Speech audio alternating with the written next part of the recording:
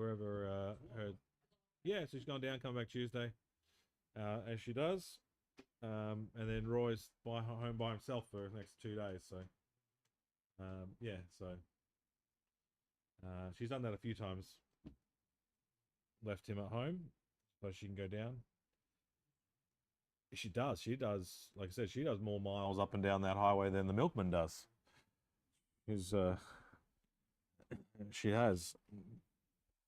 Matthew 15. Matthew 15.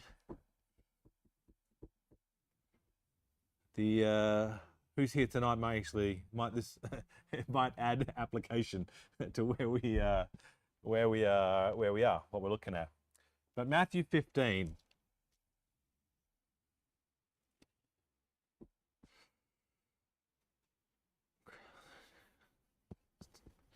Matthew 15.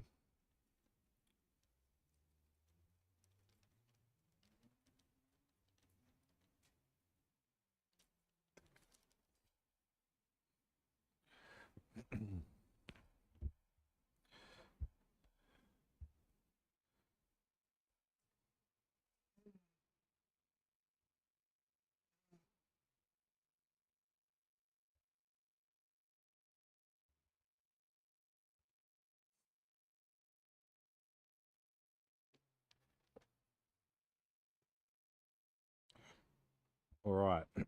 Matthew 15. We read down to 28 last week, and we're going to look at 29 down to 39, the end of this chapter. Matthew 15, verse 28. Follow along. Says, verse 29. And Jesus departed from thence. Now, thence is Tyre and Sidon, and I come tonight prepared with a handy dandy little map to help you out. So, but Tyre and Sidon is where he was, and it's significant, I think. Hopefully we think at the end. Jesus departed from thence and came nigh unto the Sea of Galilee, which is where he predominantly spent the majority of his earthly ministry, was around the Sea of Galilee, and specifically on the western side of the Sea of Galilee, though I think when he goes back now, he goes to the eastern side, and I'll explain that in a minute. Jesus departed from thence, came nigh unto the Sea of Galilee, and went up into a mountain and sat down there. And a great multitude came unto him, having with them those that were lame, blind, dumb, maimed, and many others, and cast them down at Jesus' feet, and he healed them, insomuch that the multitude wondered when they saw the dumb to speak, the maimed to be whole, the lame to walk, and the blind to see, and they glorified the God of Israel. Then Jesus called his disciples unto him and said, I have compassion on the multitude, because they continue with me now 3 days and have nothing to eat. And I will not send them away fasting, lest they faint in the way. And his disciples say unto him, Whence should we have so much bread in the wilderness, as to fill so great a multitude? Well, that sounds like a very familiar question, because if you remember, just a few chapters earlier, we were in the exact same predicament. Jesus said, How many loaves have ye? And they said, 7 and a few little fish. Wait a second. Having a sense of déjà vu all over again. And he commanded the multitude to sit down on the ground, and he took the 7 loaves and the fish, and gave thanks, and brake them, gave it to his disciples, and the disciples to the multitudes, and they did all eat, and were filled, and they took up the broken meat which was left, 7 baskets full. Not 12 baskets this time. This time it's 7 baskets full. And they that did eat were 4,000 men beside women and children. The last time was 5,000 men beside women and children. In the Greek, I don't know what the actual words are, but the word basket here is different than the basket that was previous. And he sent away the multitude and took ship and came into the coast of Magdala. Father, would you bless your word? And the simple little truth tonight, Lord, would you multiply it? And we ask your blessings upon it. It's in Jesus' name we pray. Amen. I have this question, and maybe you have this question. Why are we reading about almost identical miracle that is taking place. What is the significance? Why was there this miracle in just the previous few chapters, and now it's almost identical again? All right, so here we are. What's going on here? In this account, in Matthew's account, there are a couple of clues, but in Mark's account, if I can find the verse, did I put in Mark's account in chapter number 7, it says this, and again, departing from the coast of Tyre and Sidon, which is where Jesus is at this time, in Mark 7:31, and again, departing from the coast of Tyre and Sidon, he came unto the Sea of Galilee. Okay, that's what we read in verse number 29. Jesus departed thence, and we know he's in Tyre in verse 21 of our chapter. Jesus went thence and departed unto the coast of Tyre and Sidon. And now in verse number 29, he departs from Tyre and Sidon. Mark tells us the same thing, though Mark adds this. He departed from Tyre and Sidon. He came unto the Sea of Galilee through the midst of the coasts of Decapolis. All right, now, Decapolis, you might have come across that word in your Bible, never actually paid attention to what Decapolis means. But Zach is about to help us out with this handy-dandy, not to scale or completely accurate, homemade map. This is mine. So it's, again, don't take it to thing. All right, let's just have a look at it. Down the very bottom, I put an arrow, is Jordan, and Jerusalem, and then that little bit of water just to the right of Jordan is the Dead Sea. All right, just for scale. The Jordan River runs from the Sea of Galilee in the north, which is circled, so you can see where the Sea of Galilee is, Tiberias, and there's a creek, the river that runs all the way down to the very top of the Dead Sea. That's the Jordan River. That's where the Jordan River is, for those that may not have watched the map very much. Obviously, we're looking at Israel here. The lines, I just put them in. I just thought it'd be interesting to see. We've got the map up here. That's Samaria. That's when Jesus goes to the woman of Samaria. That's, do you know what's really funny? Like, we have so many empty seats, and Paul happens to sit behind one person who he can't see, and he's like leaning out trying to see. I was thinking he could literally sit anywhere and not have to lean into the aisle to see around David's head. Of all the nights. Sorry. No, he moved. Is that better? Look at that. Yeah. Oh, that's funny. This perspective is funny at times. The lines is the Samaria, is what they call the Samaritans. That's in that area. That's the woman of Samaria. Oftentimes, when they were traveling, the Jews would travel either side, and they would not go through. But Jesus says, I must needs pass through Samaria, and he finds the woman at the well, because they were like the half caste, the half Jews and half something else, and they're like, oh no, we don't associate with those Samaritans. But of course, the gospel goes there in Acts, and there's great revival. That's in that area between Galilee, the northern area, and Jerusalem down in the south, were the two main areas, and then they bypassed Samaria, but Jesus didn't. Galilee is where Jesus spent most of his earthly ministry. Nazareth is up there, where his mother was from, and that's where he spent his time. But in our passage, it says that he leaves there in this chapter, and he goes up into Tyre and Sidon. Tyre is right there on the coast, and Sidon is also right there on the coast further north, and that's where he goes. So it's in that area that the Syrophoenician lady comes, which we looked at last week, and she comes and is seeking the Lord for healing of her daughter, and Jesus acts in a way that would be very offensive. It seemed to be very offensive in 4 different ways that we looked at. That he ignored her, just didn't even answer. The disciples told her to send her away. Jesus says, I'm not sent to you, and he finally does speak, but I'm sent to the lost, I'm sent but unto the lost sheep of the house of Israel. which is sort of like ethnicity and feels like an ethnic sort of derogatory claim.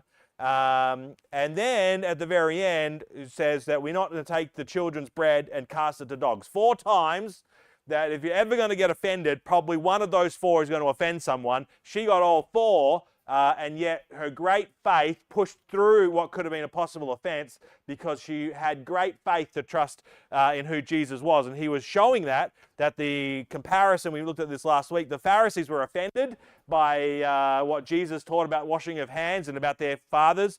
And they were offended. And yet here is a lady that should have been offended, but she wasn't because of the great need she pushed through. And we looked at that last week. And offense will rob us of blessings. Now, he's up there, Tyre, Sidon.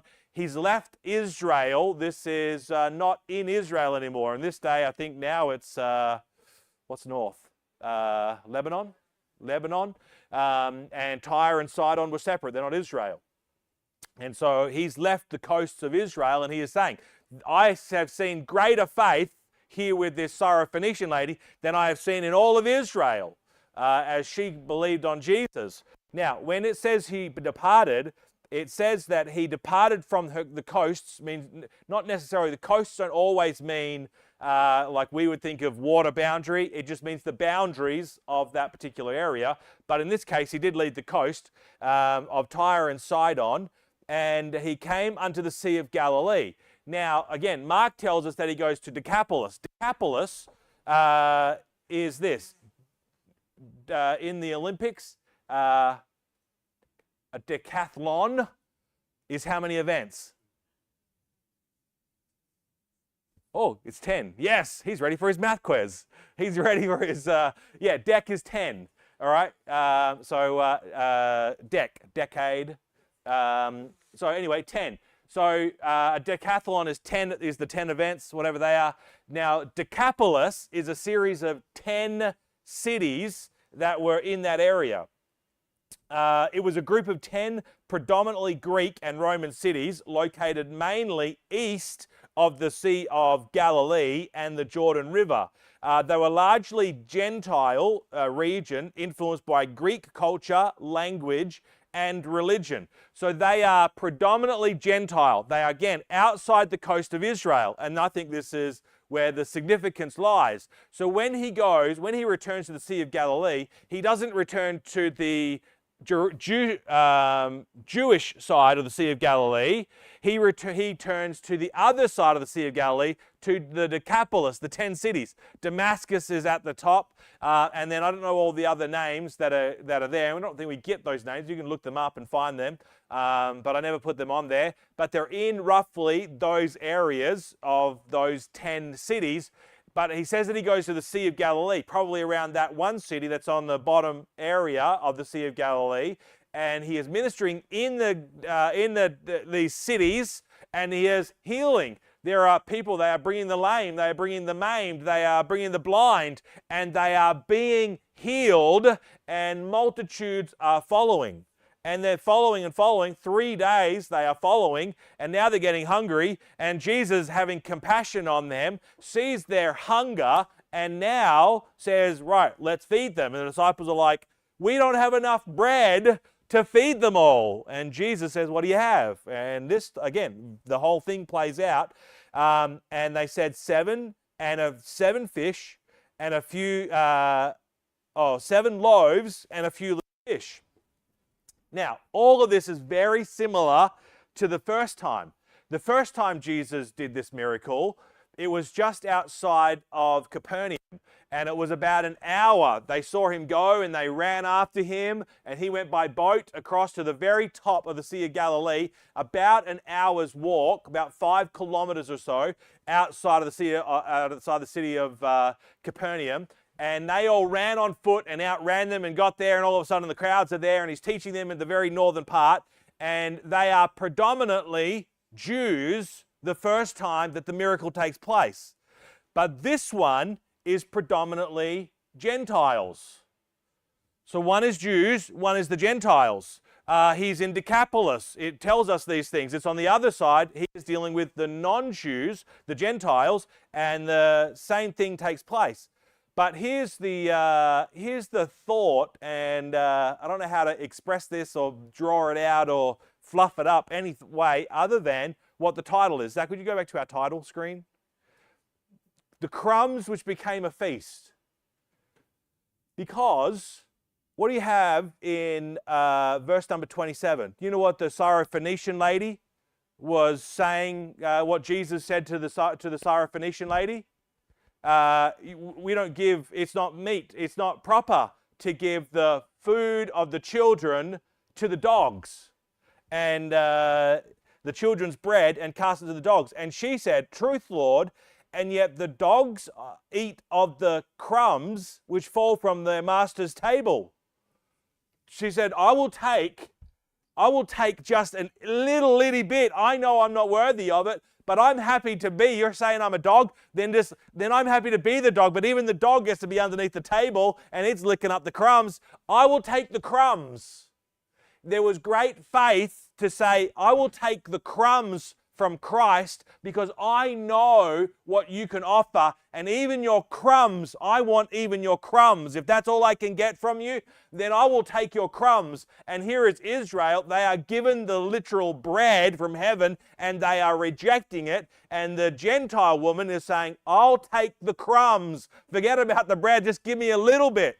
And then from the little bit, those little crumbs, he says, what great faith I have seen here, greater than I've seen in Israel. And then you find out now there's lots of miracles taking place as he goes into the Decapolis area. Those miracles, great multitudes came under him, having with them those that were lame, blind, dumb, maimed, and many others. And he cast them down at Jesus' feet, and he healed them. Insomuch that the multitude wondered that they saw the dumb to speak, the maimed to be whole. The maimed as in like literal, then they came in with one leg and they walked out with two. They had one arm and they went out with two arms. It's like we saw the maimed, we saw the cripples and the maimed made whole. We saw these things take place. Jesus healed them in wonderful, miraculous ways. And they said, look at this, I think this is the key in this passage. And when they saw that, at the end of verse 31, and they glorified the God of Israel. I think that's the clue to say what Jesus is doing here isn't amongst the Jews, it's amongst the Gentiles. Because if it was amongst the Gentiles, they would say, and they glorified God. But it says here, they glorified the God of Israel. So I think that this is taking place on the east side of Galilee, amongst Decapolis, amongst the Gentiles. And so you have this comparison of the same miracle, but one towards the Jews, and he gives them 12 baskets. Someone said, well, that's a basket for each tribe and representation that he is able to fulfill the needs of all 12 tribes. Okay, sure. And then they said the 7, that represents God's perfection and that he is going to reach the perfection and he meets perfectly the needs of the Gentiles. Okay, sure. And if you want to go down that path, you can.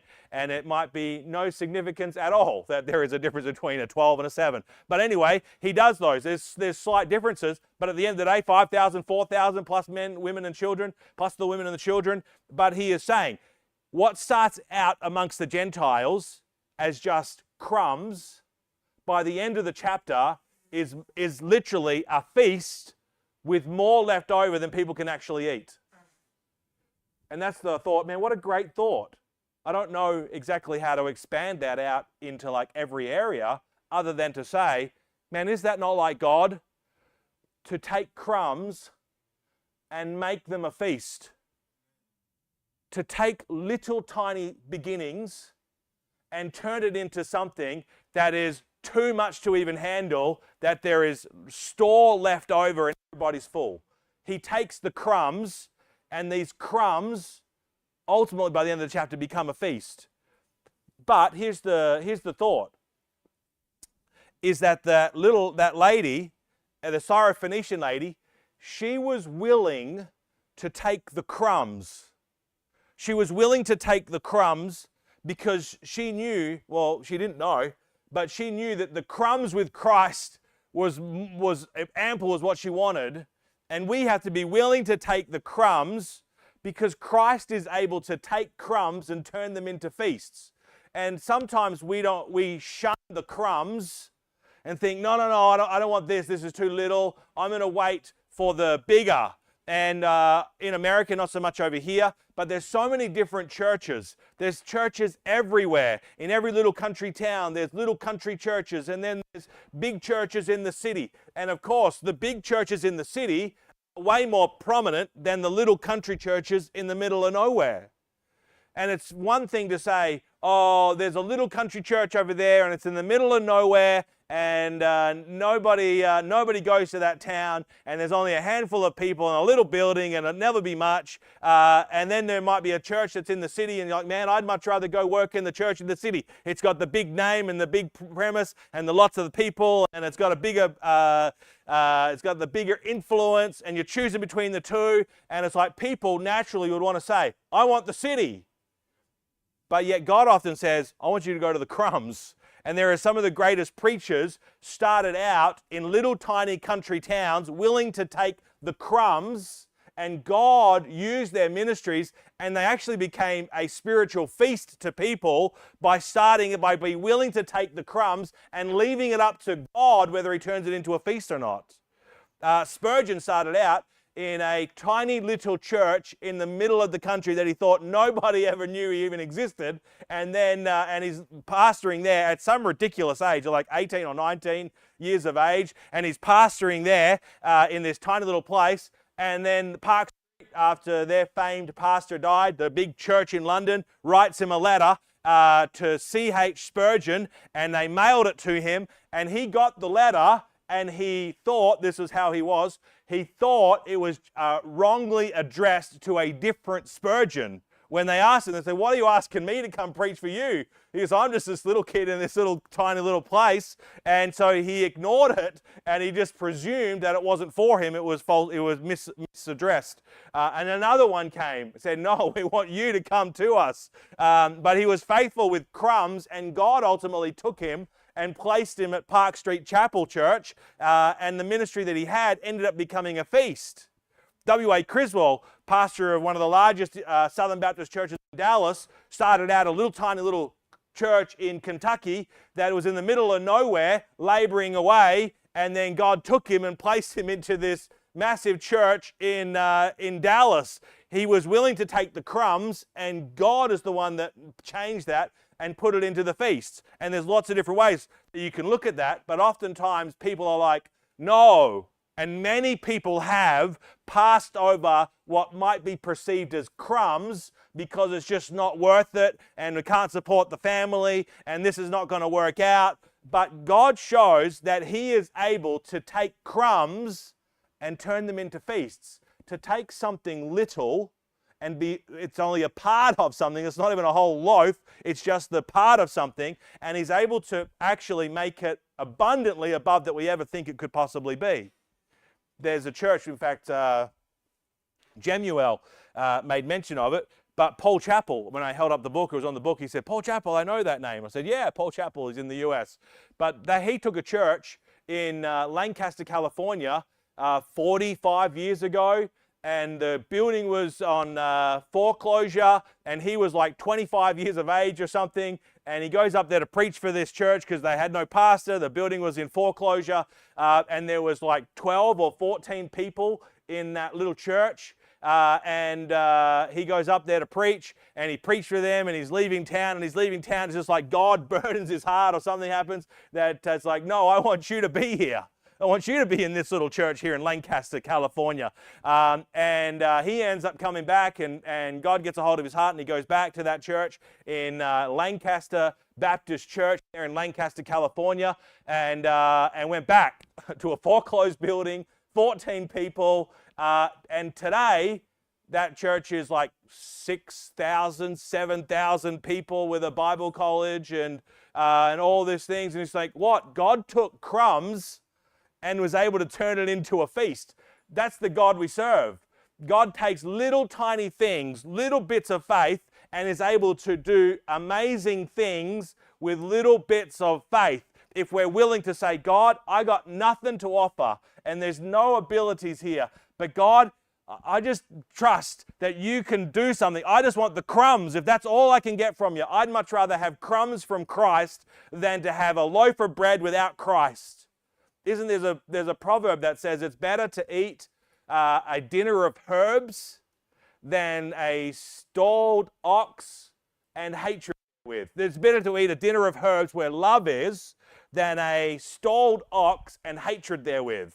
Man, give me the little with love than the lots with hatred. Give me the crumbs with love and give me the crumbs with Christ are going to be so much better than all the riches of the world. I know the song, we've mentioned it recently, but little is much when little is much when God is in it. That's a great song. Little is much when God is in it. I heard one preacher rephrase it and he says, much is little when God ain't in it. Little is much when God is in it, and much is little when God isn't in it. And he was preaching out of the book of Haggai, where they would sow much and they reaped much and they brought it in, and it's like God blew upon it. And it's like what they actually put into the barn at the end of the day was next to nothing compared to what they sowed. And so much is little when God's not in it, and little is much when God is in it. And we need to be prepared to say, you know what, the crumbs are enough with Christ. That God is able to do stuff with crumbs. Just our own little lives. We think, I'm nothing. We're nothing. I've got nothing to offer. And it's like, but with God, crumbs are enough. Paul and I were talking really quickly. We're talking after church this morning, and just about Peter getting out of the boat from a few weeks ago out of Matthew, where Peter was prepared to get over the boat and to walk out, just to take that step of faith. That God is able to do that, and he was saying, man, it challenged him. The Holy Spirit working on his heart, but I said it challenged me as well, because I think there's some things in my life and here I think oftentimes you go, I don't have much, I don't have the abilities, we need more numbers to be able to do this or do that. But at the end of the day, it's actually just the little things, and just take the steps of little things and just leave it up to God. And it's up to God whether he turns it into a feast or not. But it's actually just taking that step of faith. And there's been things in the last few weeks that I've been trying to do, is take a step of faith towards some things in my own life, or just in my own sort of ministry of sorts. There are things that are trying to take a step towards that from those last weeks. One of those is a podcast or social media, or actually taking the Bible and getting it into the social media realm. And I've taken steps to do that. And the next couple of weeks, I'm like, God, help me. I'm nervous about this, but I'm going to take it and little crumbs and put it in there and let God do with it what he wills. The other one is the food. Talked about that for 6 months. And there's, the shed's a mess up there, and different areas doesn't quite work out yet. But it's like, you know what? You just need to clear the shed, move those stuff around. I'm going to take them out and bring them down into here, clean the shed out, and just take a step of faith and get into the food pantry side of things, and just offer some food to be a blessing to the community, and benevolence, reaching out in evangelism and reaching out in benevolence. The other side is the homeschool. There's a lot of families that need help with much offer. I don't know how to actually offer them anything, but it's like, right, I'm just going to take some crumbs, and I'll take the crumbs that we do have, and crumbs in the hands of Christ, he has the ability to multiply. But to say, you know what, I don't have to wait till we get more, but just the crumbs are enough. That God does things with crumbs, and he has the ability to turn crumbs into a feast and basketfuls left over. And again, I don't know how to expound that any bigger or more, other than to say, you know what, David received sheep. He started with sheep. God took him from the sheepcote, it says, from the little sheep field, and placed him as the shepherd of Israel. Moses started out received a desert before he received a nation. And Elisha was a servant of Elijah before he ever became the prophet. It's those little things before that God takes and uses, and the ability of God to turn crumbs that the crumbs, these crumbs can become a feast. And so I just want to encourage you tonight and encourage your faith that if you have crumbs, or even if there's a situation that you think is just crumbs, there's not really much substance there, or there's not really much you can get out of it, just know this: God can turn those crumbs into a feast if he so wishes to do so. So don't despise the crumbs. Don't be offended at that there's only something little. Just say, you know what? God takes little and he is able to multiply the little, and he can do with it as he chooses. And he's done that with the Gentiles, and the Gentiles have actually, from that lady, not even just from that lady, but has multiplied. The gospel has multiplied the world over, and God takes crumbs and turns them into feasts. Let's close with prayer, shall we? Let's bow for prayer and just have a time of prayer before we close with a song.